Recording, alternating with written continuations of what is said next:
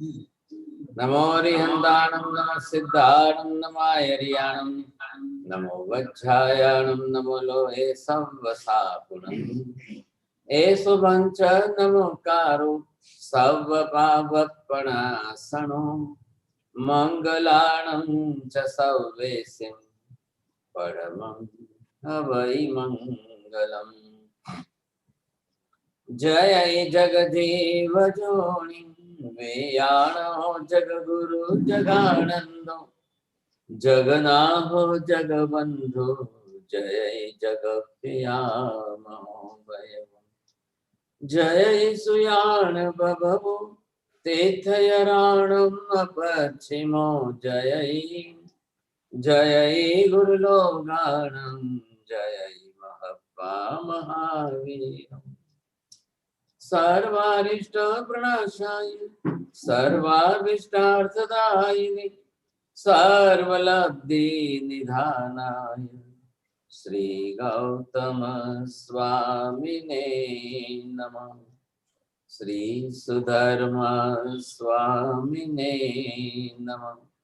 अज्ञानतिमिरान्धनं ज्ञानाञ्जनशलाकया नेत्रमुन्मीलितं येन तस्मै श्रीगुरवे नमः।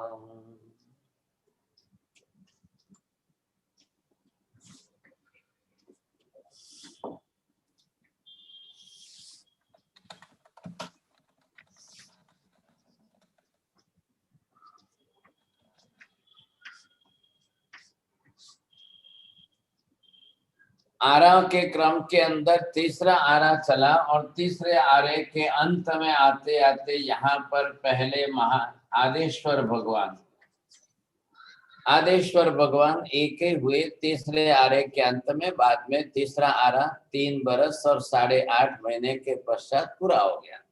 अब इसके बाद चला है ये चौथा आरा चला है।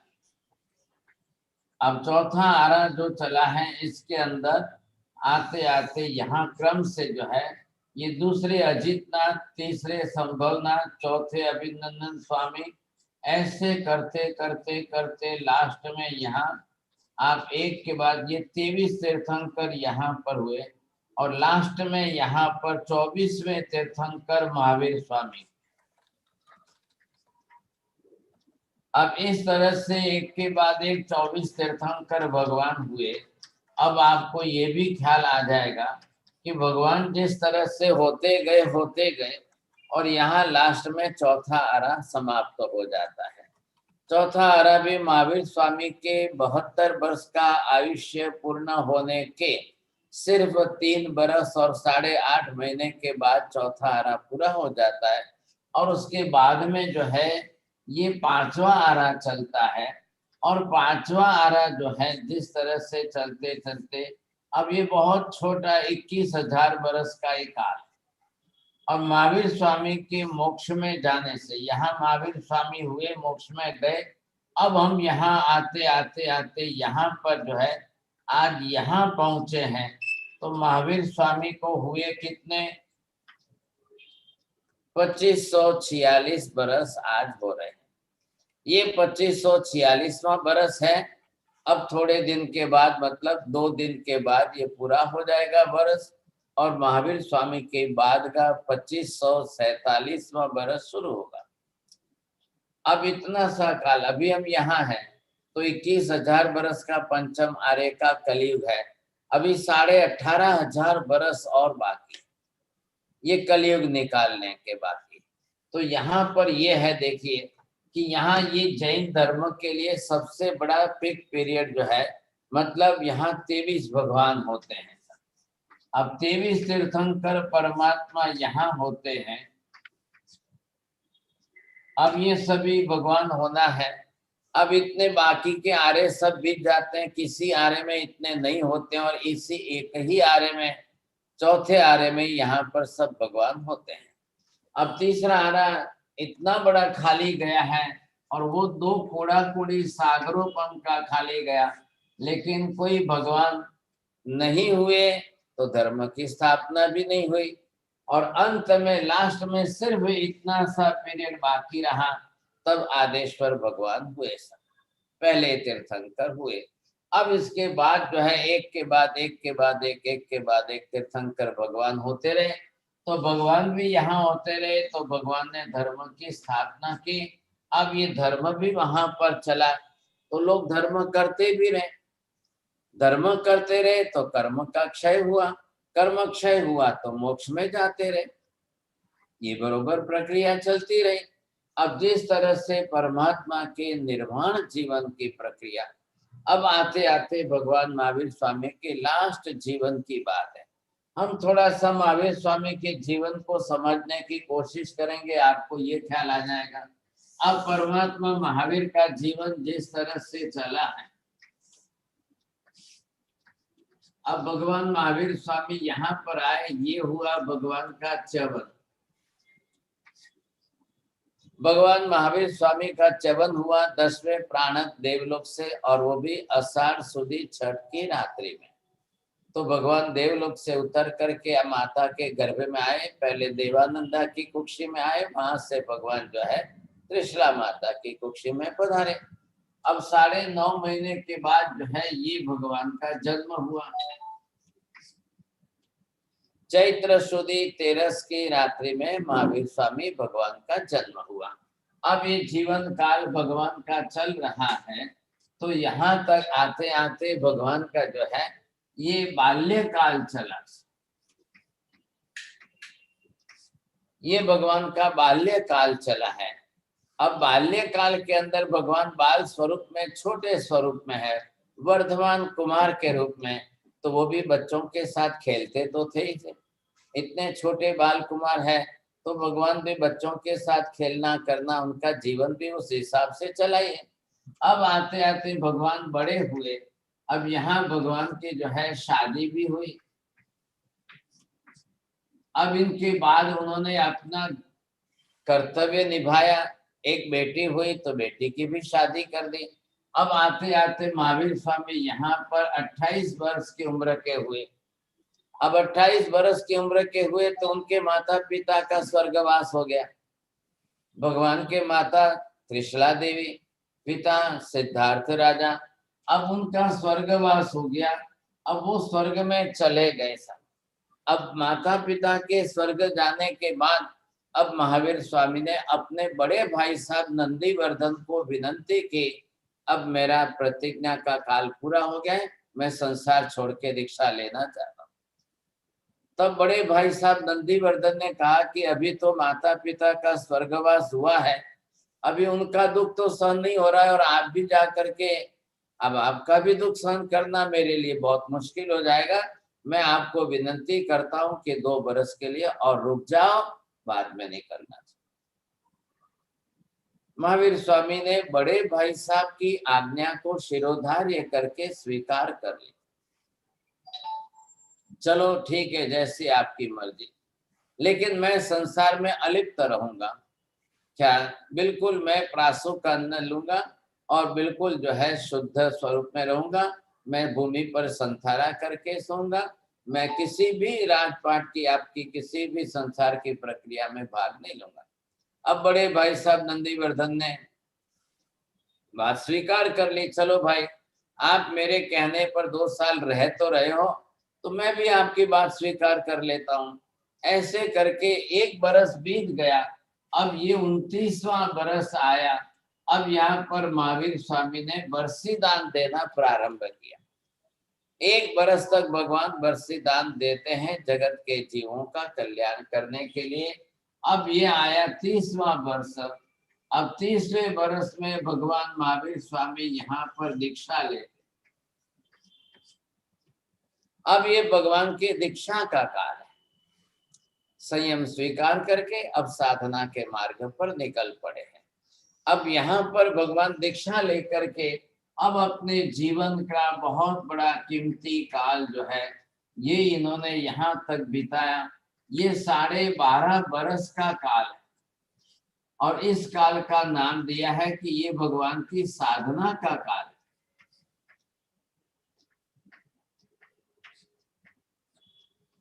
महावीर स्वामी साधना करते रहे, बहुत बड़ी उच्च कक्षा की साधना, उनकी साधना सबसे प्रमुख रूप से ध्यान साधना चली, तप साधना चली। बहुत बड़ी लंबी दीर्घ तपस्या करते रहे, ध्यान करते रहे, विहार करते रहे, मौन करते रहे और अपने ध्यान में स्थिर रहे।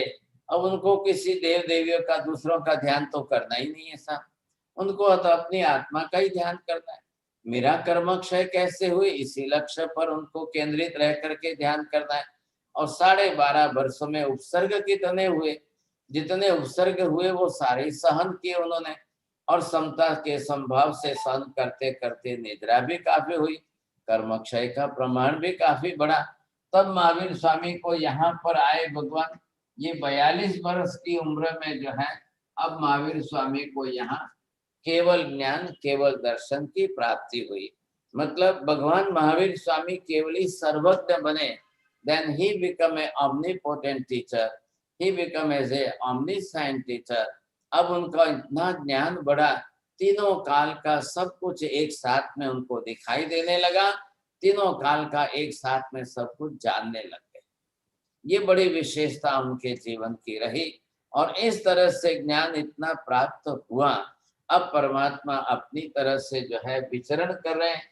तो केवल ज्ञान की प्राप्ति के बाद भी अब महावीर स्वामी जो है 30 वर्ष तक विचरते रहे।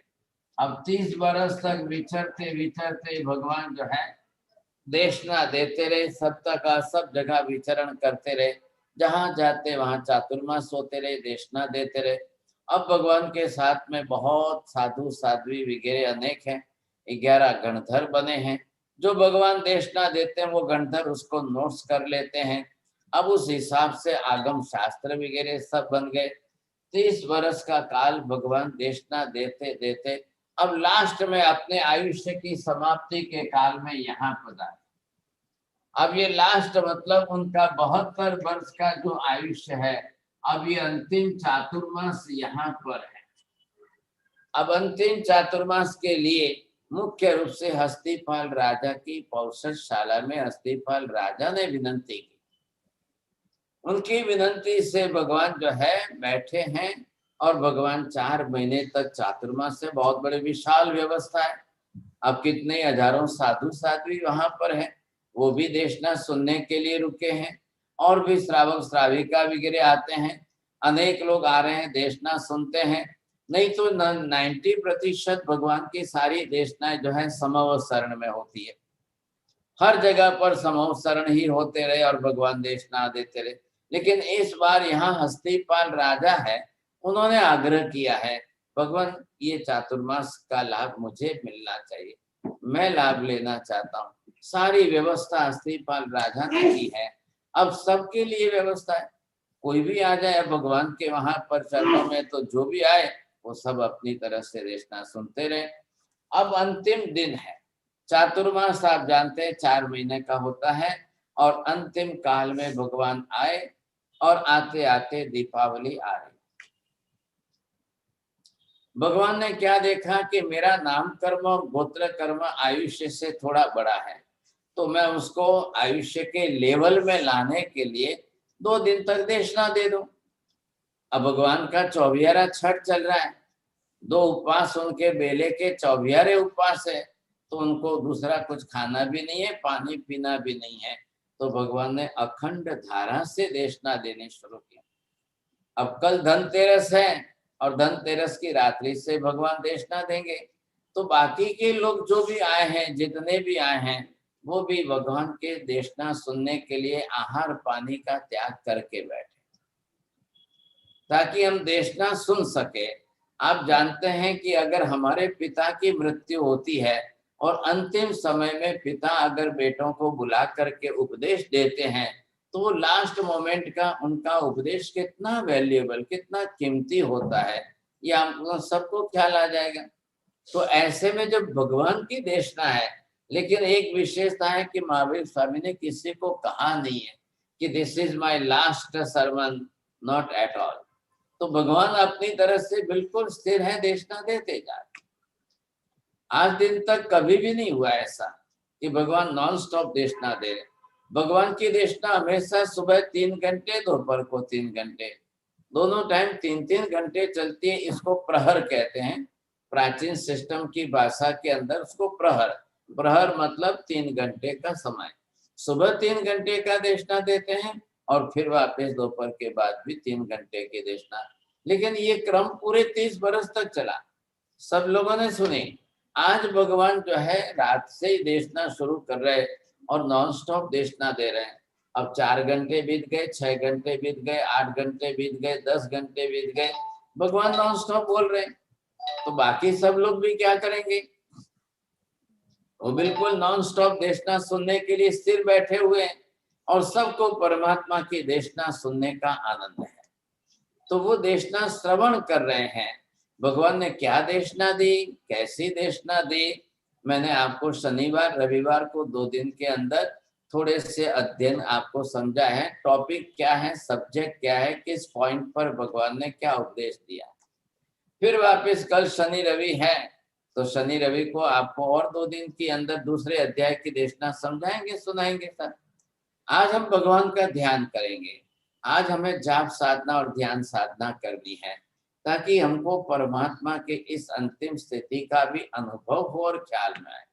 अब यहाँ पर जो है अस्थिपाल राजा की पौषशाला में 12-13 के दिन जो है और 14 के दिन 9 लच्छी देश के गण राज्य आए और उनके भी राजा आए, फिर 9 मल्लवी देश के राजा भी आए। ये लोग जो है छोटे छोटे सूबे जो होते हैं, गणराज्य बोलते हैं उसको, वे राजा अपने परिवार अपने राज्य सहित आए हैं और वो भी भगवान के चरणों में बैठकर देशना सुन रहे हैं। देशना सुनते उनको मन में जो प्रश्न जगे, उन्होंने प्रश्न पूछे भगवान से और कुछ ऐसे प्रश्नों के अंदर 55 प्रश्न पुण्य के बारे में थे, 55 प्रश्न पाप के बारे में थे। वो पूछ करके उन्होंने भगवान के पास से जो है काफी कुछ रहस्य समझ लिया। अब भगवान अंतिम दिन के अंदर आएंगे, तो दूसरा दिन है अंतिम दिन जिसको अमावस्या कहते हैं। अब भगवान जो है अमावस्या का दिन भी सुबह से देशना चल रही। अब भगवान को जो है किसी ने प्रश्न नहीं पूछा, कुछ नहीं, स्वयं होकर के भगवान उत्तर दे रहे। ये विशेषता। अब जिस तरह से भगवान देशना दे रहे थे, उपदेश दे रहे, भगवान ने विनय के बारे में समझाया, परिसर के बारे में समझाया, मनुष्य जन्म कितना कीमती है वो समझाया, श्रद्धा के बारे में समझाया, अकाम मरण के बारे में विशेष बात की, ध्रुव पत्र के ऊपर भगवान ने विशेष बात की, बहुश्रुत के ऊपर विशेष बात करके लोगों को समझाया। ये देशना चल रही। कहाँ चल रही है? लास्ट में है पावापुरी के अंदर। अब आपको सबको वहां पर ये मानसिक अपना थोड़ा मनोभाव बनाना है, मैं भी इस समय पावापुरी के अंदर हूँ, मैं भगवान की देशना सुनने के लिए बैठा हूँ। ये हमारे भाव वैसे बनने चाहिए और हमको वहां पर उस समय, क्योंकि जैसे पावापुरी आप देखेंगे, यहाँ पर आप देखिए ये दृश्य आपको सबको दिखाया जा रहा है और महावीर स्वामी भगवान देशना देने के लिए बैठे हैं। इधर देखिए साधु महाराज साथी बैठे हैं, इधर पुरुष वर्ग श्रावक श्राविका बैठे हैं, इधर नर नारी बैठे हैं, इधर कई राजा वगैरह बैठे हैं। दाहिने और बाएं पीछे आप देखिए चामरधारी देव इंद्र खड़े हैं और ये पिलर्स वगैरह दिख रहे हैं।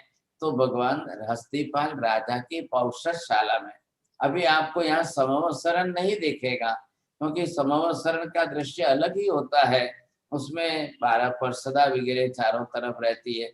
अब इसमें भी यहाँ पर भी बहुत बड़ी संख्या के अंदर लोग बैठे हैं, तो आप भी प्रयत्न करिए कि चलिए मैं भी साथ में बैठता हूँ, मैं भी भगवान की देशना सुनने बैठता हूँ। अब आप प्रयत्न करके जैसे ही देशना श्रवण करने के लिए बैठेंगे, एक आसन में स्थिर बैठिए और एक आसन में स्थिर बैठ करके आंखें बंद करके परमात्मा महावीर की तरफ दृष्टि रखिए। आपको ये फोटो सबके अंदर आ जाएगा, पहुंच जाएगा। आप भगवान महावीर पर बिल्कुल कॉन्सेंट्रेट होकर के स्थिर हो जाइए। आपको देखते देखते देखते देखते बस ये दृश्य है ना, और मैं भगवान के समवसरण में ये हस्तिपाल राजा की पौषशाला में देशना सुनने के लिए बैठा हूँ। ये भाव आपके बनने चाहिए। अब सबसे पहले आप अपने आसन में बैठकर स्थिर होकर के श्री महावीर स्वामी सर्वज्ञाय नमः, ये जप करना है हमको। पहले प्राथमिक जाप हमारा 1 घंटे तक रहेगा और ये जाप करते करते देखिए आज 12 है, कल 13 है, परसों 14 की अमावस्या, 14 को ही दिवाली है, क्योंकि अमावस्या का समय पूर्ण हो जाता है और शाम को एकम बैठ जाती है। इसलिए इस बार दीपावली आपको 14 की करनी है, तो 14 तारीख को है। ये आपको ध्यान रखना है। अमावस्या का कभी खाली चला जाता है, वो सूर्य के उदय पर तिथि के हिसाब से है, तो अमावस्या का दिन है लेकिन शाम के बाद एकम शुरू हो जाती है। इसलिए हमको दीपावली का निर्माण कल्याण इस बार 14 को मनाना है, फिर अगले साल वापिस अमावस्या को आएगा। ये हमारे पंचांग कैलेंडर की सिस्टम है, इसके लिए बस और कुछ नहीं। अब आपको ध्यान करने जाप करने बैठना है, तो मैंने अभी आपको मंत्र बताया है, श्री महावीर स्वामी सर्वज्ञाय नमः। ये जाप आपको 1 घंटे तक करना है। अब है तो 20 माला का प्रमाण है, आप बिल्कुल स्थिर होकर के बैठे हैं और दृश्य मानस पटल पर हमारे बिल्कुल माइंड के अंदर बिल्कुल दृश्य जो लाना है, वो यहाँ पर अस्थिपाल राजा की पौषशाला का दृश्य लाना है। ये सब लोग बैठे हैं और भगवान की देशना सुन रहे हैं, हम भी बैठे हैं और भगवान की देशना सुन रहे हैं। अब आप देशना के विषय का कंसेप्ट मन में लाओगे, जो आपने यहाँ पर सुना है, भगवान विनय के बारे में समझा रहे हैं, परिसर के बारे में समझा रहे हैं, भगवान इस विषय में आत्मा की बात कर रहे हैं, इस विषय में भगवान 14 राजलोक की बात कर रहे हैं। भगवान जो जो विषय लेकर जिस बात में कह रहे हैं, वो आप अपने अंदर विषय को घूमते जाइए और जाप आपका चलता जाए। अब या दोनों साथ में नहीं जमता है तो जाप करने के पश्चात ध्यान करना। आप 1 घंटे तक पहले ये जप कर लीजिए, श्री महावीर स्वामी सर्वज्ञाय नमः। जिन्होंने केवल ज्ञान प्राप्त कर लिया है, ऐसे सर्वज्ञ जिनको त्रैकालिक ज्ञान हो चुका है, ऐसे महावीर स्वामी को मैं नमस्कार करता हूँ। ये सतत हमारा जाप चलेगा। अब इस जाप के चलते चलते चलते दृश्य आपको यही दिखाई देगा, तो आपका मेडिटेशन भी उसी कक्षा में शुरू हो जाएगा और आप भगवान के विषयों पर आप खुद चिंतन करते हुए उन विषयों का स्मरण करेंगे, तो मन बरोबर उसी में बना रहेगा, इधर उधर नहीं जाएगा, एक भी फालतू विचार नहीं आएगा। ये हमारी साधना का स्वरूप है।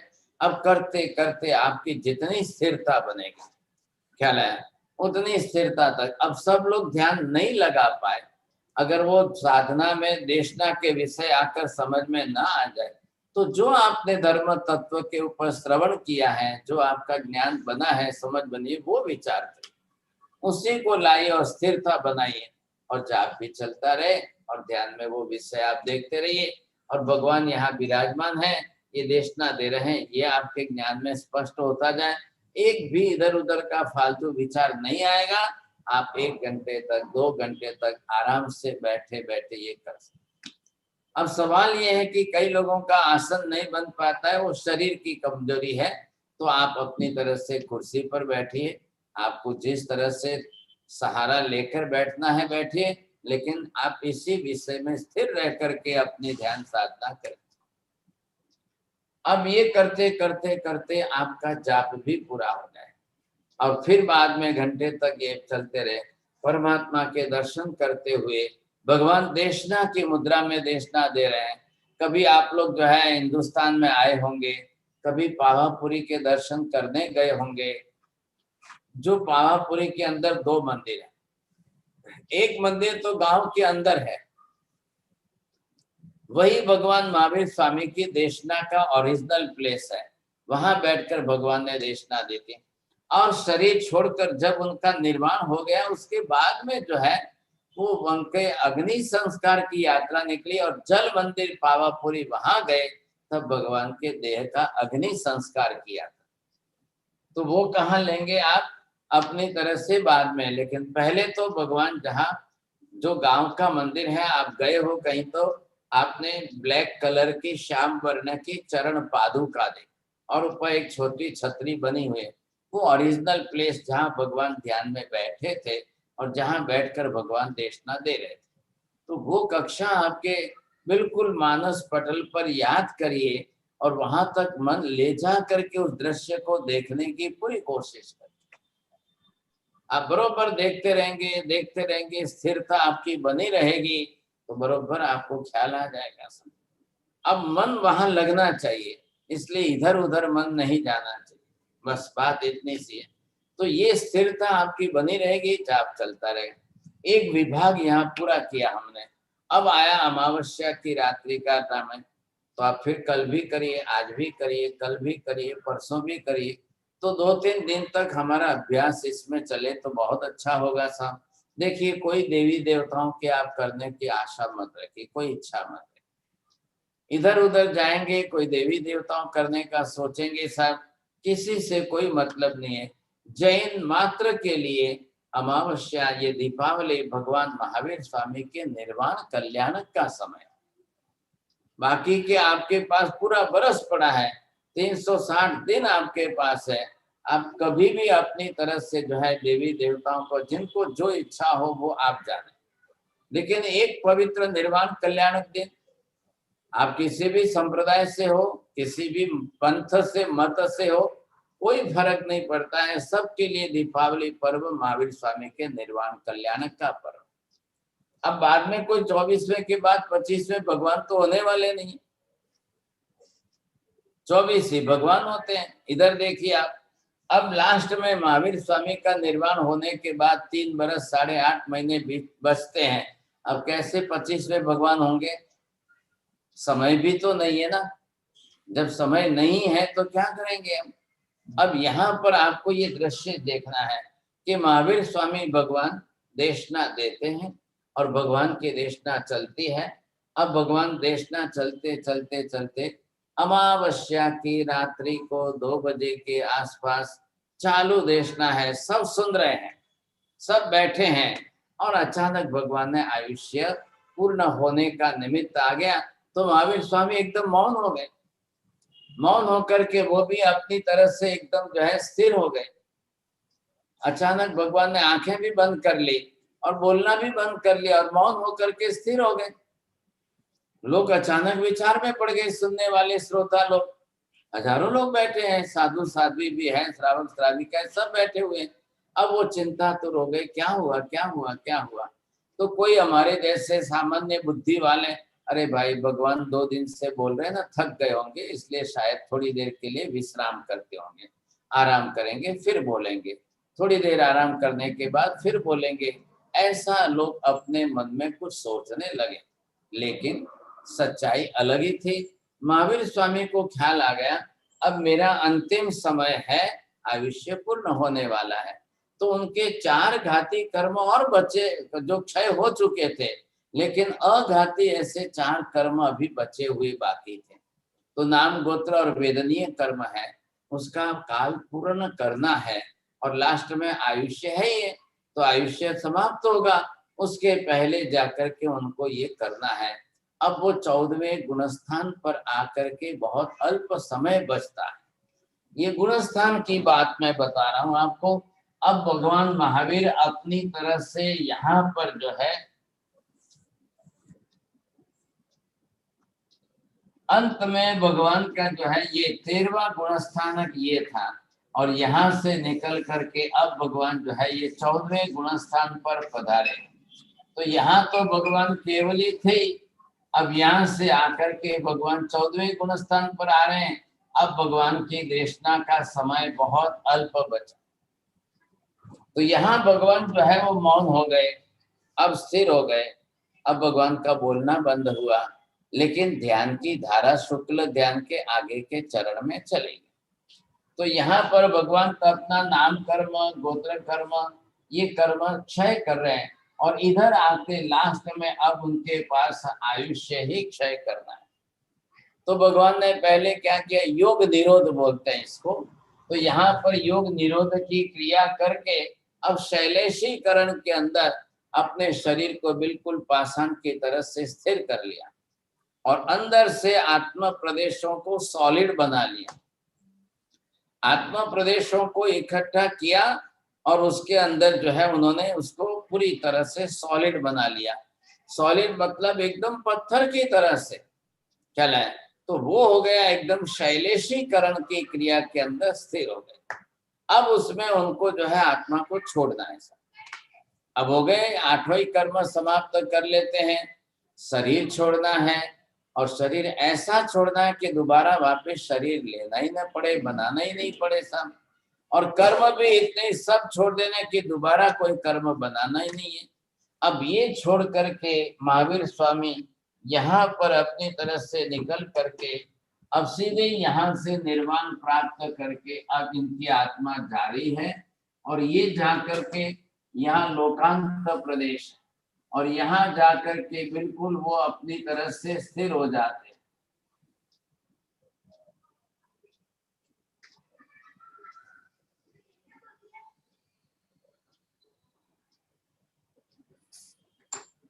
तो वहां अब उनके पास शरीर नहीं है, अब वहां सिद्ध शिला पर जाकर के सिद्ध बन गए, अब वो सिद्ध स्वरूप में है। अब आपको एक मंत्र, दूसरा मंत्र है, उसका जाप करना है, श्री महावीर स्वामी पारंगताय नमः। अब महावीर स्वामी भगवान पार पहुंच गए, मोक्ष में गए, अब ये जाप आपको करना है विशेष रूप से। तो यहाँ पर भगवान जो है, ये आत्मा यहाँ से शरीर छोड़ करके निकल गई, अब कोई कर्म बचा ही नहीं है, अब इनको वापस दूसरा कर्म तो लाना नहीं है, बांधना नहीं है, कुछ भी नहीं करना है, ये यहाँ से लेकर निकल गए।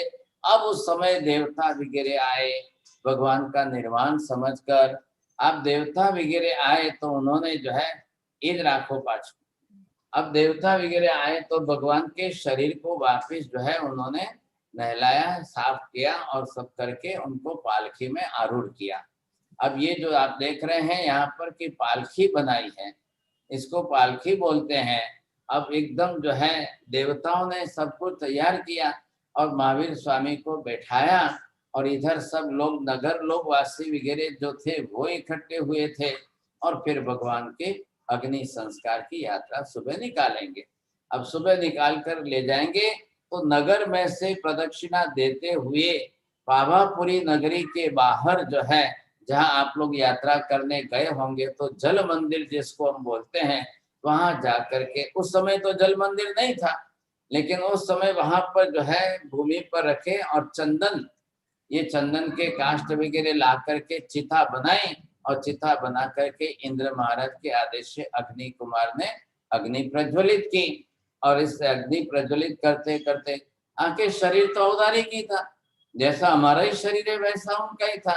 अब शरीर को अग्नि संस्कार करके नष्ट कर, तो ये होगा दूसरे दिन, एकम के दिन होगा। अब भगवान का निर्वाण होकर मोक्ष में चले गए भगवान, तो ये निर्वाण प्राप्त करके जब मोक्ष में जाने की प्रक्रिया जो है, ये प्रक्रिया पूरी तरह से आपको समझनी, और ये हमारे को हमके ध्यान में देखना है। तो जब आप ये जप करेंगे, श्री महावीर स्वामी पारंगताय नमः, पार पहुंचे हुए श्री महावीर स्वामी को मेरा नमस्कार हो। अब मैं समझ लो कि मैं यहाँ पावापुरी में बैठा हूँ, और भगवान की देशना श्रवण कर रहा हूँ, और भगवान की देशना सुनते सुनते सुनते जैसे मुझे ये लग रहा है कि देखो बिल्कुल एक ज्योत की तरह से आत्मा निकल करके जा रही, देखने की कोशिश करिए आप, एक ज्योत की तरह से आत्मा कैसे निकल करके जा रही है, समझे कि नहीं, ये हमको ख्याल आना चाहिए। तो ये बड़ी विशेषता है, क्योंकि सभी आत्मा इसी तरह जाती है, एक समय का समय है, एक समय शरीर छोड़ा आत्मा निकली,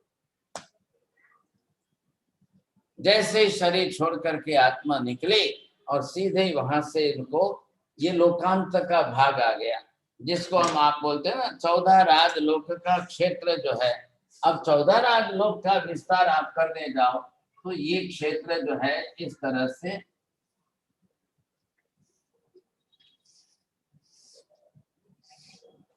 तो अब जैसे ही भगवान जो है जिस तरह से उन्होंने अपना शरीर छोड़ दिया, इसी को कहते मोक्ष। अब मोक्ष का मतलब क्या, दोबारा वापस शरीर नहीं धारण करेंगे।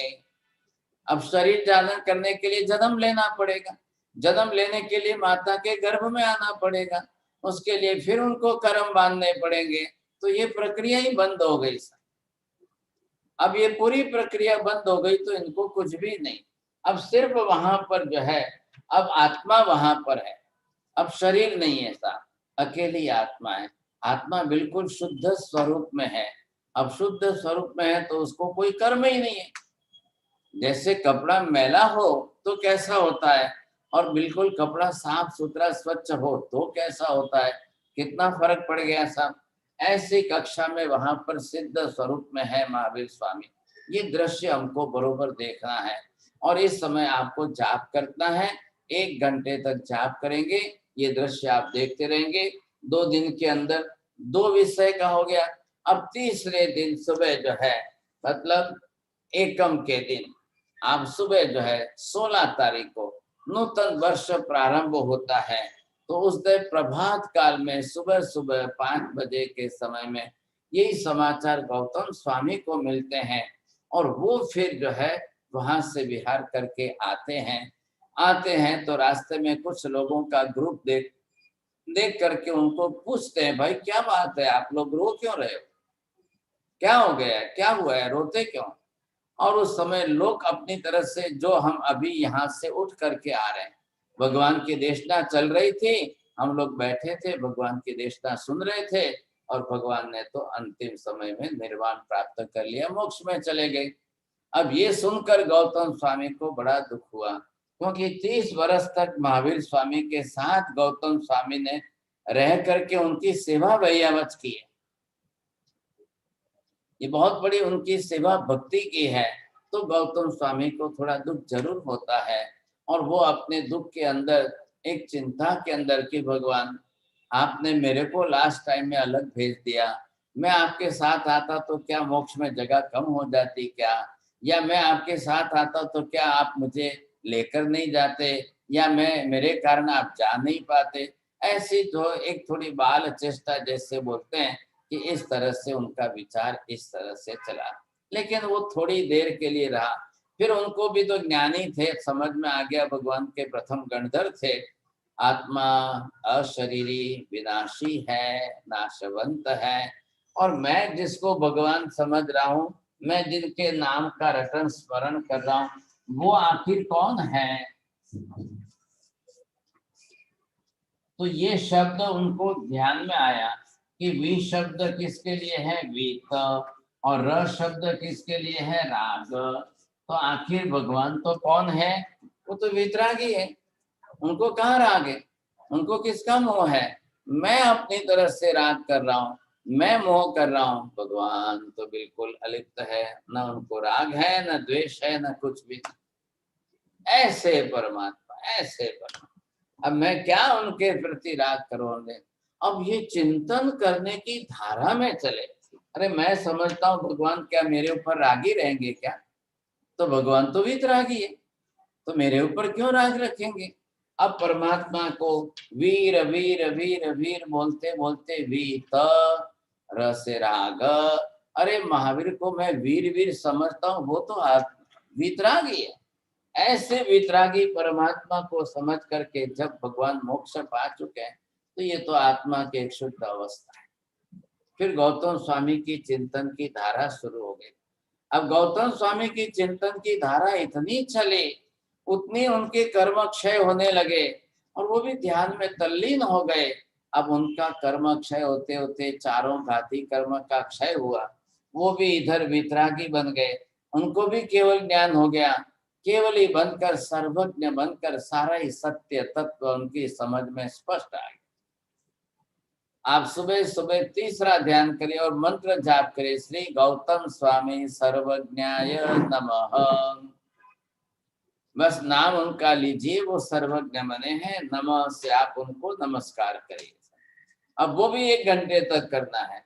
अब इस बार तो ठीक है, अमावस्या का खाली दिन है, नहीं तो रात्रि के अंदर हम सुबह पहले ही 9-10 बजे के आसपास शुरू करें, तो हमारा श्री महावीर स्वामी सर्वज्ञाय नमः, फिर मध्य रात्रि में 2 बजे ये मेडिटेशन करते हुए भगवान मोक्ष में जा रहे हैं, उसका जाप श्री महावीर स्वामी पारंगताय नमः, और फिर प्रभात काल में सुबह नया दिन जब उगता है तो इधर दीपावली से वर्ष पूरा हुआ और इधर नए दिन से शुरुआत हुई।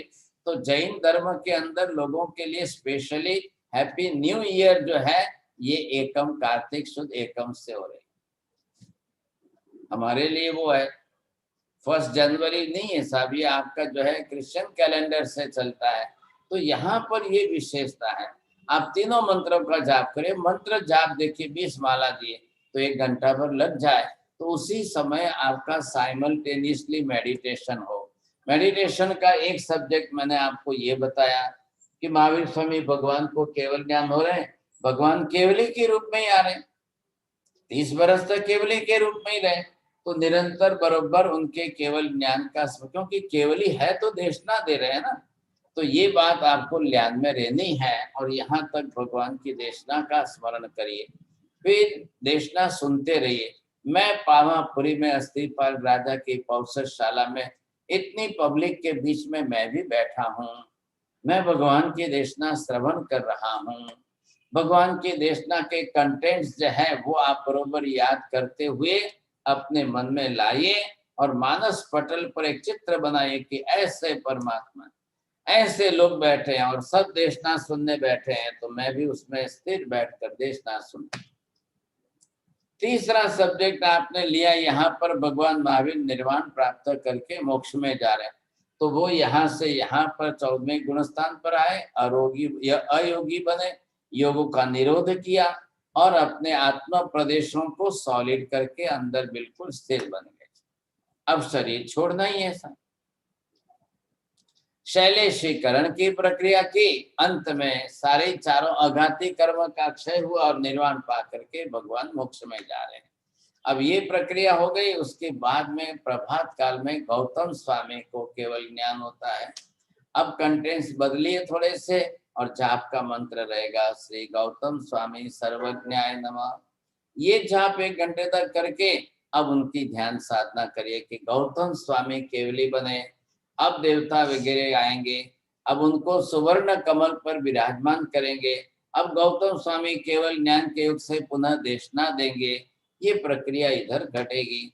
इधर इसके बाद जो है अब देवता आकर के भगवान महावीर स्वामी की अग्नि संस्कार निकालने के करने के लिए उनके देह को पालकी में बैठा करके ले जाएंगे।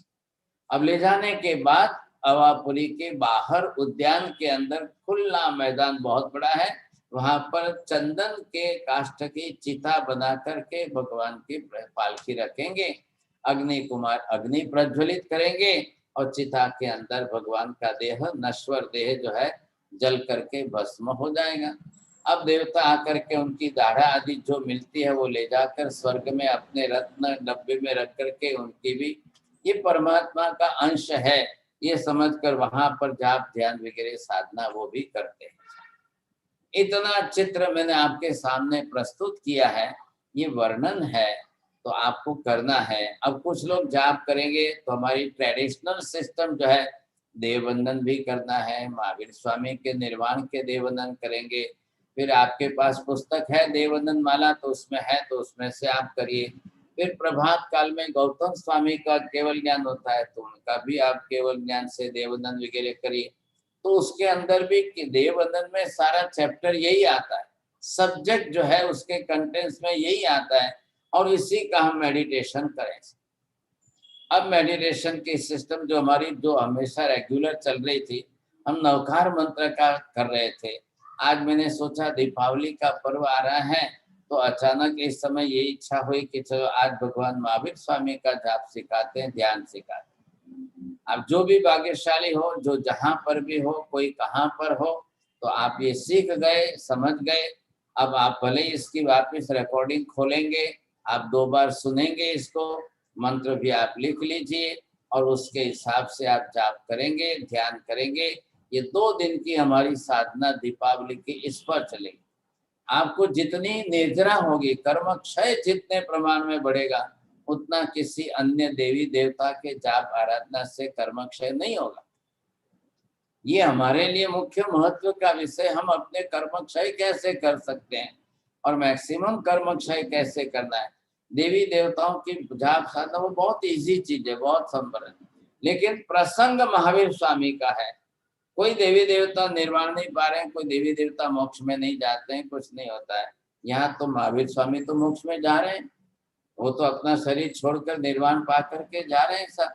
ये दृश्य आप सामने लाइए, अपना मानस पटल पर दृश्य से भरिए और बिल्कुल स्थिर बैठ करके अपना जाप और ध्यान दोनों ही साधना करिए और पूरा लाइफ महावीर स्वामी का अपनी आंखों के सामने लाइए। एक भी जैन बच्चा ऐसा नहीं होना चाहिए who doesn't knows the whole life of Mahavir Swami, बिल्कुल आपके मुख पर होना चाहिए।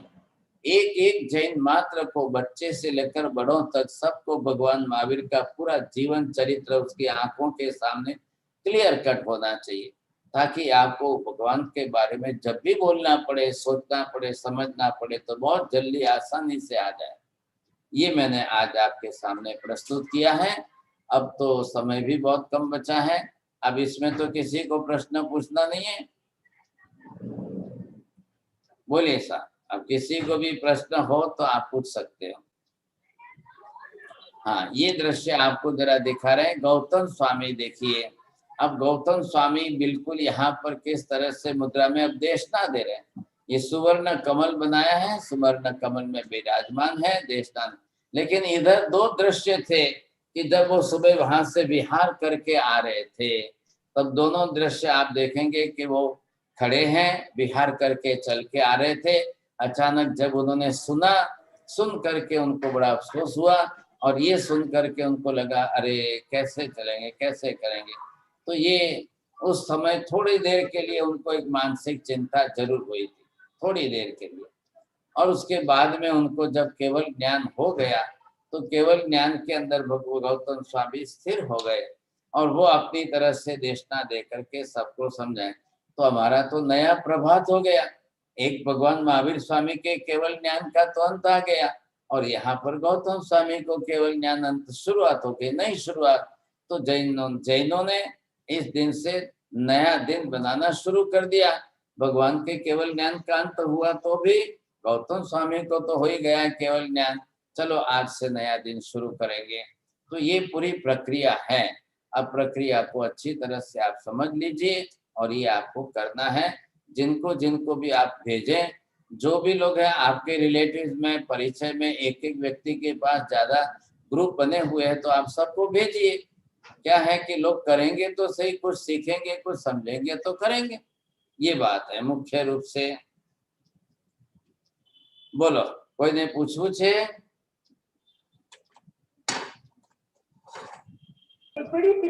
मथेन वंदा में साहिब जी। धर्म लाभ।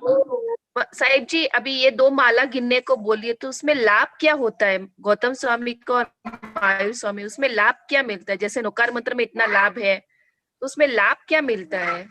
लाभ आपका कर्मोक्षय हो और आपका ध्यान स्थिर हो, आपके पाप कर्म धुले, ये सबसे बड़ा लाभ है। और कौन सा चाहिए आपको? ये लाभ मुख्य है इसके अंदर। आप दूसरे लाभ की, भौतिक लाभ की आशा नमः उसमें हाँ, तो श्री महावीर स्वामी सर्वज्ञाय नमः, श्री महावीर स्वामी पारंगता है। वो पार पहुंच गए ना, संसार से पार उतर गए, हमेशा के लिए पार उतर गए। अब उनको वहां पर किसी प्रकार का कोई भी राग द्वेष कुछ भी नहीं रहा, न पुनः शरीर धारण करना है, न वापिस जन्म लेना है, न कुछ करना है, बस पहुंच गए। आप सिद्धानम बुद्धानम आता है? सिद्धानम बुद्धानम पार गयानम परम पर गयानम लो अग्ग मुव गयानम। बस ये ध्यान का विषय ही है, शब्द ही वहां पर मंत्र के वही है। आपको लाभ जो है दूसरे विचार में मत जाइए। आपको सबसे बड़ा अंतिम कक्षा का बड़ा लाभ है कर्म निद्रा होना। आप कोई देवी देवता को प्रसन्न करना बड़ा लाभ नहीं है। आपको ख्याल आना चाहिए, पहले ये लक्ष्य में लीजिए। आत्मा के कर्म निद्रा हो, भगवान का ही ध्यान हम कर रहे हैं। हमारे अंदर भी तो केवल ज्ञान पड़ा है, हमारी आत्मा भी केवल ही है सत्ता में, तो आज नहीं तो कल हमको भी जो है इस तरह से केवल ज्ञान प्राप्त हो सकता है। तो ये ध्यान, महावीर स्वामी का मोक्ष हुआ है, निर्वाण हुआ है, तो एक रात में तो हमको यही करना है। हाँ जी बोलिए।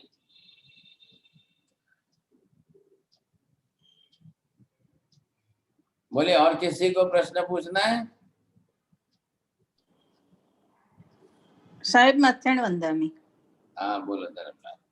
साहेब कया 14 रात અને અમાસ સમાસ એટલે કયા ટાઈમે કયું ગણવાનું ને ટાઈમ જરાક કહી દેજો ને ફરી. आप लिखी लो 14 तारीख को रात को 9 बजे या 10 बजे आप श्री महावीर स्वामी सर्वज्ञाय नमः का जाप करिए બરાબર. और फिर रात को 2 बजे श्री महावीर स्वामी पारंगताय नमः निर्वाण का ध्यान करिए, जाप करिए। और सुबह में मतलब 16 तारीख को सुबह में, क्योंकि अमास तो मैंने बोला खाली है, वो अचानक इस बार कैलेंडर में ऐसे आ जाती है, नहीं तो फिर जरूर नहीं, अमावस्या का ही होता है। और 16 तारीख को सुबह 5 बजे अर्ली मॉर्निंग के अंदर प्रभात काल में श्री गौतम स्वामी सर्वज्ञाय नमः। અચ્છા. बरोबर है? इस तरह से हाँ, आपको तीनों टाइम 3 बार करना है। हाँ जी बोलिए બરાબર છે. धर्मला बोलो।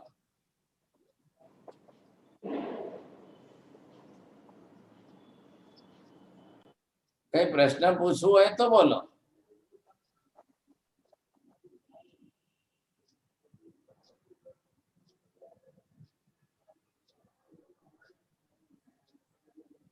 સમજાઈ ગયું છે બધાને?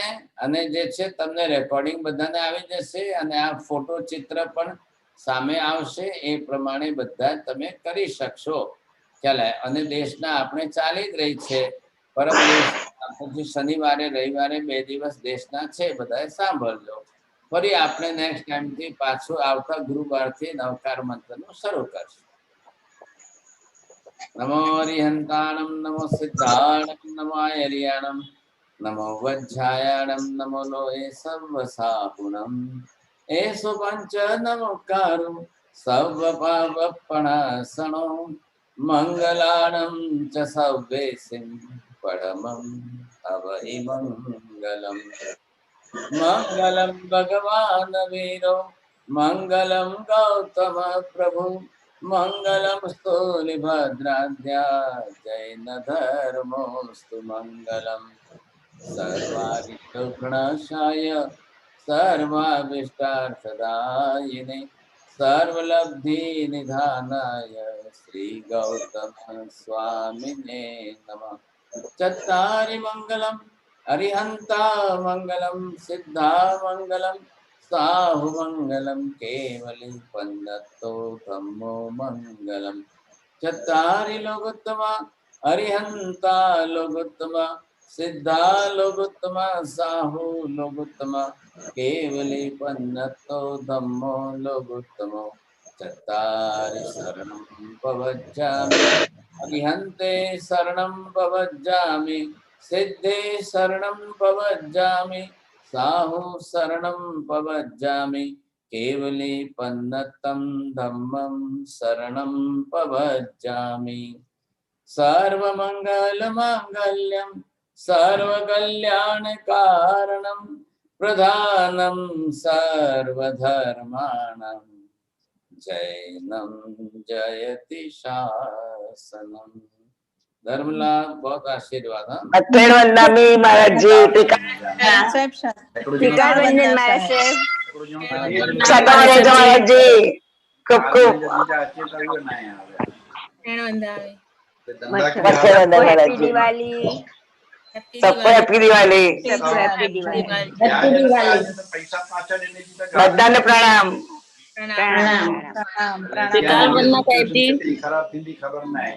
महाराज जी ટીકા વંદના